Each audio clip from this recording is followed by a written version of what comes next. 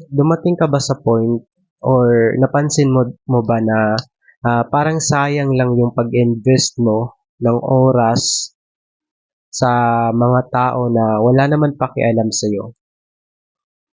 Alam kong napapansin mo yun na ah, laging may oras ka sa kanila, tapos 'pag ikaw na need mo sila, wala sila.